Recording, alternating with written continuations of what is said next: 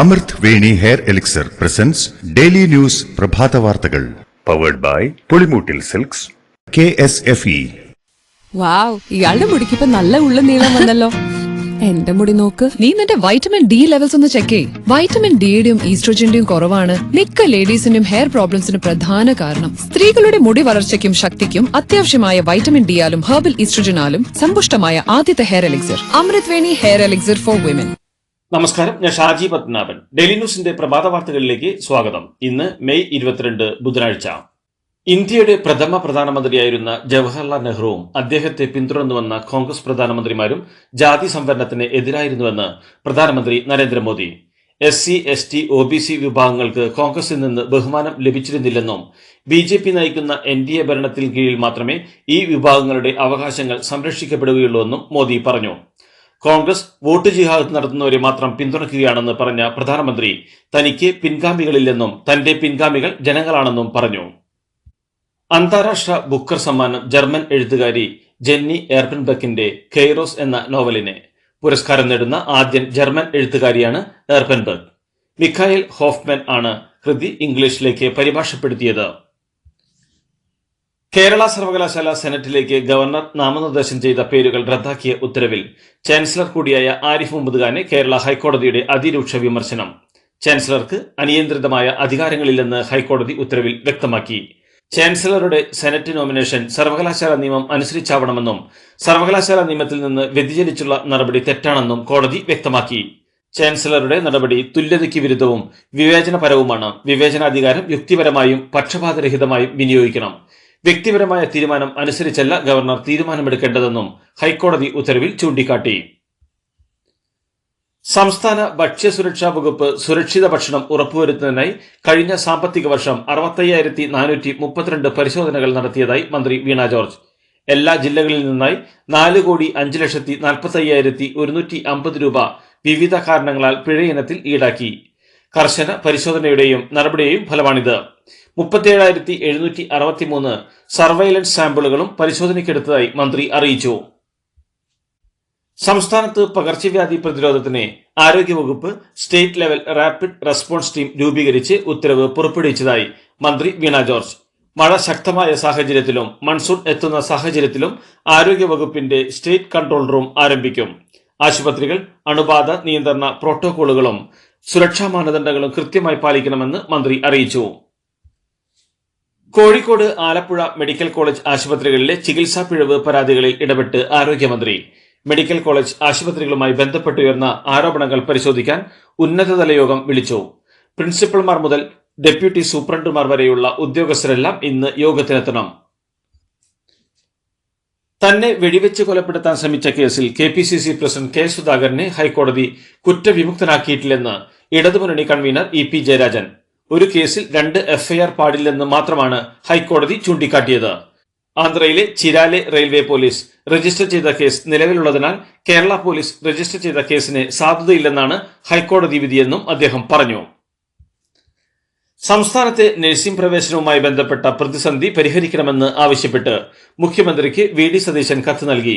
2017 മുതലുള്ള ഓരോ അപേക്ഷയ്ക്കും 18% GST നൽകണമെന്ന സർക്കാർ നിർദ്ദേശമാണ് നഴ്സിംഗ് പ്രവേശനം പ്രതിസന്ധിയിലായതിന്റെ പ്രധാന കാരണമെന്ന് പ്രതിപക്ഷ നേതാവ് കത്തിൽ ആരോപിക്കുന്നു. വിദ്യാഭ്യാസ സ്ഥാപനങ്ങളിൽ നിന്നും GST പിരിക്കേണ്ടതില്ലെന്ന GST കൌൺസിലിന്റെ തീരുമാനം നിലനിൽക്കെയാണ് സർക്കാർ നടപടി. ഹയർ സെക്കൻഡറി അധ്യാപക സ്ഥലം മാറ്റത്തിൽ സർക്കുലർ ഇറക്കിയതിൽ ക്ഷമാപണവുമായി ഹയർ സെക്കൻഡറി ഡയറക്ടർ. അഡ്മിനിസ്ട്രേറ്റീവ് ട്രിബ്യൂണലിൽ ഹയർ സെക്കൻഡറി ഡയറക്ടർ സത്യവാങ്മൂലം നൽകി. സ്ഥലം മാറ്റ ഉത്തരവ് റദ്ദാക്കിയുള്ള ട്രിബ്യൂണൽ ഉത്തരവ് മറികടക്കാൻ സർക്കാർ സർക്കുലർ ഇറക്കിയത് കോടതിയെ ലക്ഷ്യമാണെന്ന് ഡയറക്ടറെ വിളിച്ചു വരുത്തി ട്രിബ്യൂണൽ അറിയിച്ചതോടെ സർക്കുലർ സർക്കാർ പിൻവലിക്കുകയും ചെയ്തു. പണ്ട് മുത്തശ്ശിയുടെ കല്യാണക്കഥ കേട്ട മുതലെയുള്ള ആഗ്രഹമാണ് അന്നത്തെ മുത്തശ്ശിയെ പോലെ എന്റെ കല്യാണത്തിന് എടുത്തിറങ്ങണമെന്ന്.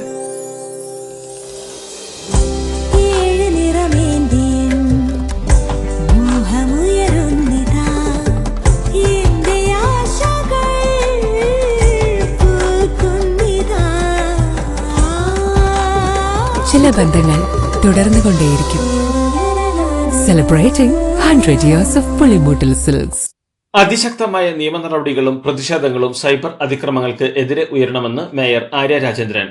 തമിഴ്നാട്ടിൽ സൈബർ ആക്രമണങ്ങൾക്കിരയായ രമ്യ എന്ന യുവതി ജീവനൊടുക്കിയ സംഭവം ചൂണ്ടിക്കാണിച്ചുകൊണ്ടാണ് ആര്യയുടെ പ്രതികരണം.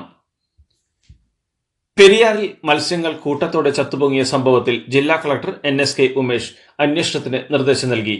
ഫോർട്ട് കൊച്ചി സബ് കളക്ടർക്കാണ് അന്വേഷണ ചുമതല. സംയുക്ത അന്വേഷണം നടത്തി ഒരാഴ്ചയ്ക്കുള്ളിൽ റിപ്പോർട്ട് നൽകാൻ കളക്ടർ നിർദ്ദേശം നൽകി. കർഷകർക്കുള്ള നഷ്ടപരിഹാരത്തിലും ഉടൻ തീരുമാനം ഉണ്ടാകും. തിരുവനന്തപുരം ജില്ലയിലുണ്ടായ കനത്ത മഴയിൽ വൈദ്യുതി പോസ്റ്റുകൾക്കും ലൈനുകൾക്കും നാശനഷ്ടമുണ്ടായതായി KSEB. തിരുവല്ലം, വിഴിഞ്ഞം, കോട്ടുകാൽ, കല്ലിയൂർ, പൂഴിക്കുന്ന്, കമുകിൻതോട്, കാഞ്ഞിരക്കുളം, പാറശാല, ഉച്ചക്കട എന്നീ സെക്ഷൻ പരിധികളിൽ മരങ്ങൾ ലൈനുകൾക്ക് മുകളിലേക്ക് കടപുഴകി വീണും മരച്ചില്ലകൾ ലൈനിൽ പതിച്ചും വൈദ്യുതി വിതരണ ശൃംഖലയ്ക്ക് കനത്ത നാശനഷ്ടമുണ്ടായതായി അധികൃതർ വാർത്താക്കുറിപ്പിൽ അറിയിച്ചു. ബോംബുണ്ടാക്കുന്നവർക്ക് സ്മാരകം പണിത് അത് പാർട്ടി സെക്രട്ടറി തന്നെ ഉദ്ഘാടനം ചെയ്യുന്ന കലികാലമാണിതെന്നും ജനങ്ങൾ ഇതുപോലെ നരകയാതന അനുഭവിക്കുന്ന മറ്റൊരു കാലഘട്ടം ഉണ്ടായിട്ടില്ലെന്നും KPCC പ്രസിഡന്റ് K. സുധാകരൻ. ജനങ്ങൾ കുചേലന്മാരാകുകയും മുഖ്യമന്ത്രിയും കുടുംബവും പാർട്ടിയും അദാനികളാകുകയും ചെയ്തതാണ് മുഖ്യമന്ത്രി പിണറായി വിജയന്റെ 8 വർഷത്തെ ഭരണത്തിന്റെ ആകെത്തുകയെന്ന് K. സുധാകരൻ പറഞ്ഞു. കോഴിക്കോട് കുറ്റിക്കാട്ടൂരിൽ കടയിലെ തൂണിൽ നിന്ന് ഷോക്കേറ്റ് വിദ്യാർത്ഥി മരിച്ച സംഭവത്തിൽ മനുഷ്യാവകാശ കമ്മീഷൻ സ്വമേധയാ കേസെടുത്തു. മഴ പെയ്തപ്പോൾ കയറി നിന്ന കടയുടെ ഇരുമ്പ് തൂണിൽ നിന്ന് ഷോക്കേറ്റാണ് മുഹമ്മദ് റിജാസ് എന്ന 19-കാരൻ മരിച്ചത്. ദൃശ്യ മാധ്യമ വാർത്തയുടെ അടിസ്ഥാനത്തിലാണ് മനുഷ്യാവകാശ കമ്മീഷൻ നടപടി സ്വീകരിച്ചിരിക്കുന്നത്. KSEB എക്സിക്യൂട്ടീവ് എഞ്ചിനീയർ 15 ദിവസത്തിനകം അന്വേഷണ റിപ്പോർട്ട് സമർപ്പിക്കണമെന്നും കമ്മീഷൻ നിർദ്ദേശിച്ചു. കേരളത്തിലെ സർവകലാശാലകളിൽ ചാൻസലറുടെ ഭാഗത്തുനിന്നുള്ള അമിതാധികാര പ്രവണതയോടുള്ള ഇടപെടലുകൾ നിരന്തരമായ പ്രശ്നങ്ങൾ സൃഷ്ടിച്ചുകൊണ്ടിരിക്കുകയാണെന്ന് മന്ത്രി R. ബിന്ദു. കേരള സർവകലാശാല സെനറ്റിലേക്ക് ചാൻസലർ നടത്തിയ രാഷ്ട്രീയ നിയമനങ്ങൾ റദ്ദാക്കിയ കോടതി നടപടി ചാൻസലർ ആരിഫ് മുഹമ്മദ് ഖാനേറ്റ തിരിച്ചടിയെന്നും മന്ത്രി പറഞ്ഞു. വിവാദങ്ങൾ സൃഷ്ടിക്കൽ നിർത്താനും അവയുടെ സ്ഥാനത്ത് സംവാദങ്ങൾ ഉയർത്തിക്കൊണ്ടുവരാനും ഈ വിധി സഹായിക്കുമെന്നാണ് പ്രതീക്ഷയെന്നും അവർ പ്രതികരിച്ചു.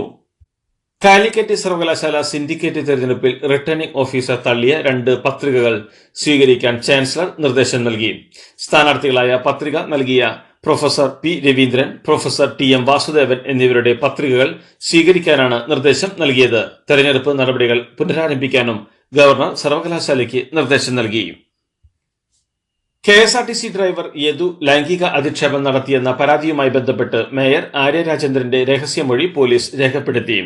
ഇന്നലെ വൈകുന്നേരം 3 മണിക്ക് ജുഡീഷ്യൽ 1-ാം ക്ലാസ് മജിസ്ട്രേറ്റ് കോടതിയാണ് തിരുവനന്തപുരം മേയർ ആര്യ രാജേന്ദ്രന്റെ മൊഴി എടുത്തത്.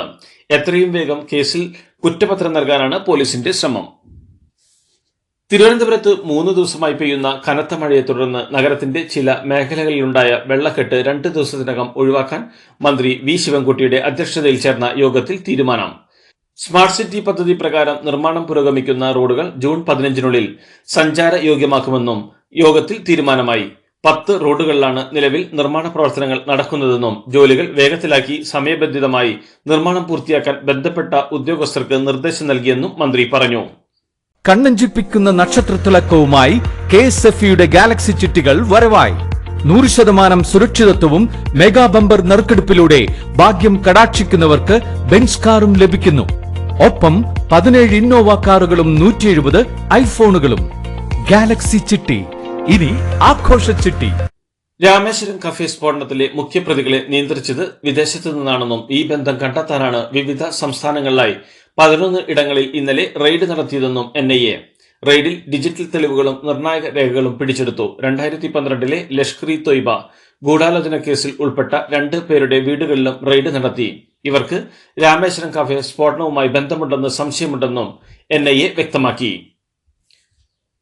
ഡൽഹി മുൻ ഉപമുഖ്യമന്ത്രി മനീഷ് സിസോദിയുടെ ജാമ്യാപേക്ഷ ഡൽഹി ഹൈക്കോടതി തള്ളി. CBIയും EDയും രജിസ്റ്റർ ചെയ്ത മദ്യനയ കേസിൽ ജാമ്യം തേടിയാണ് സിസോദിയ ഹൈക്കോടതിയെ സമീപിച്ചത്. സിസോദിയ ഗുരുതരമായ അധികാര ദുർവിനിയോഗവും വിശ്വാസവഞ്ചനയും കാട്ടിയെന്ന് കേസിൽ തെളിഞ്ഞതായി കോടതി നിരീക്ഷിച്ചു. വിദഗ്ധ സമിതികളുടെ നിർദ്ദേശങ്ങളും സിസോദിയ പരിഗണിച്ചില്ലെന്നും ജാമ്യാപേക്ഷ തള്ളിക്കൊണ്ടുള്ള കോടതി ഉത്തരവിലുണ്ട്. മമതാ ബാനർജിക്കെതിരായ അധിക്ഷേപ പരാമർശത്തിൽ ബംഗാളിലെ BJP നേതാവും സ്ഥാനാർത്ഥിയുമായ അഭിജിത്ത് ഗംഗോപാധ്യായയ്ക്ക് പ്രചാരണ വിലക്കേർപ്പെടുത്തി. ഇന്നലെ വൈകിട്ട് 5 മണി മുതൽ 24 മണിക്കൂർ നേരത്തേക്കാണ് തെരഞ്ഞെടുപ്പ് കമ്മീഷൻ പ്രചാരണ വിലക്ക് ഏർപ്പെടുത്തിയിരിക്കുന്നത്.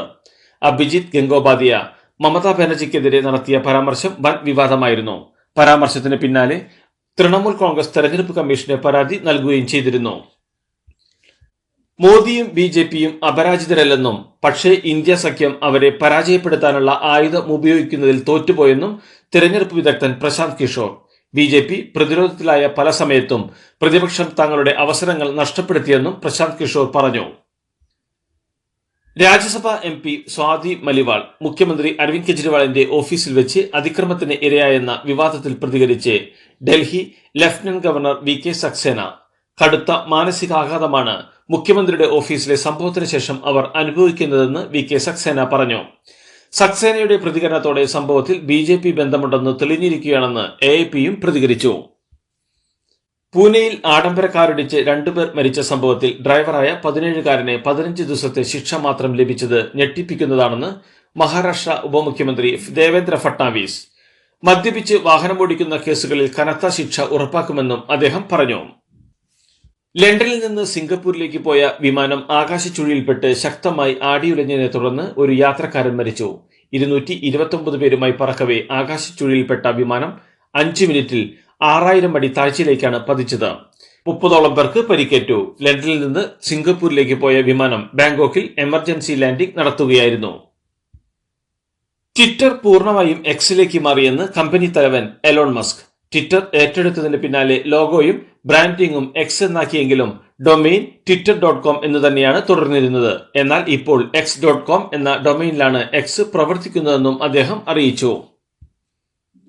ലോക പാര അത്ലറ്റിക്സ് ചാമ്പ്യൻഷിപ്പിൽ ഇന്ത്യയുടെ സുമിത് ആൻഡലിനെ F64 ജാവലിൻ ത്രോയിൽ സ്വർണം.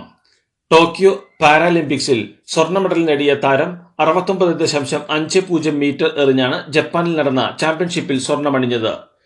T63 ഹൈജമ്പിൽ തങ്കവേലു മാരിയപ്പനും സ്വർണമുണ്ട്. ടോക്കിയോ പാരാലിമ്പിക്സിൽ വെള്ളി നേടിയ തങ്കവേലു 1.88 മീറ്റർ ഉയരത്തിൽ ചാടിയാണ് സ്വർണം നേടിയത്. കൊൽക്കത്ത നൈറ്റ് റൈഡേഴ്സ് 17ാം IPL സീസണിലെ ആദ്യ ഫൈനലിസ്റ്റ്. ഇന്നലെ നടന്ന 1ാം ക്വാളിഫയറിൽ സൺറൈസേഴ്സ് ഹൈദരാബാദിനെ 8 വിക്കറ്റിന് തകർത്താണ് കൊൽക്കത്ത ഫൈനലിനുള്ള യോഗ്യത നേടിയത്. ടോസ് നേടി ബാറ്റിംഗ് തെരഞ്ഞെടുത്ത ഹൈദരാബാദ് 19.3 ഓവറിൽ 159 എല്ലാവരും പുറത്താവുകയായിരുന്നു. 3 വിക്കറ്റ് എടുത്ത മിച്ചൽ സ്റ്റാർക്കാണ് ഹൈദരാബാദിന്റെ നടുപൊടിച്ചത്. മറുപടി ബാറ്റിംഗിൽ 28 പന്തിൽ 51 റൺസ് എടുത്ത വെങ്കടേഷ് അയ്യരുടെയും 24 പന്തിൽ 58 റൺസ് എടുത്ത ശ്രേയസ് അയ്യരുടെയും മികവിൽ 13.4 ഓവറിൽ 2 വിക്കറ്റ് മാത്രം നഷ്ടത്തിൽ കൊൽക്കത്ത ലക്ഷ്യം മറികടന്നു. അതേസമയം ഇന്ന് നടക്കുന്ന രാജസ്ഥാൻ റോയൽ ചലഞ്ചേഴ്സ് എലിമിനേറ്ററിലെ വിജയികളെ 2ാം ക്വാളിഫയറിൽ ഹൈദരാബാദിനെ തോൽപ്പിക്കാനായാൽ ഫൈനലിൽ വീണ്ടും കൊൽക്കത്തയുമായി ഏറ്റുമുട്ടാനാകും. ജൂൺ 21 ആരംഭിക്കുന്ന കോപ്പ അമേരിക്ക ടൂർണമെന്റിനുള്ള അർജന്റീനയുടെ ടീമിനെ ലയണൽ മെസ്സി നയിക്കും. അതേസമയം 29-അംഗ സാധ്യതാ ടീമിൽ ലോകകപ്പ് സ്ക്വാഡിൽ ഉൾപ്പെട്ട പൗലോ ഡിബാലയില്ല. ഉദ്ഘാടന മത്സരത്തിൽ അർജന്റീന കാനഡയെ നേരിടും. ഇതോടുകൂടി ഡെയിലി ന്യൂസിന്റെ ഇന്നത്തെ പ്രഭാത വാർത്തകൾ സമാപിക്കുന്നു. ഡെയിലി ന്യൂസിന് വേണ്ടി വാർത്തകൾ വായിച്ചത് ഷാജി പത്മനാഭൻ. DailyNewsLive.in വാർത്തകൾ വിരൽ തുമ്പിൽ.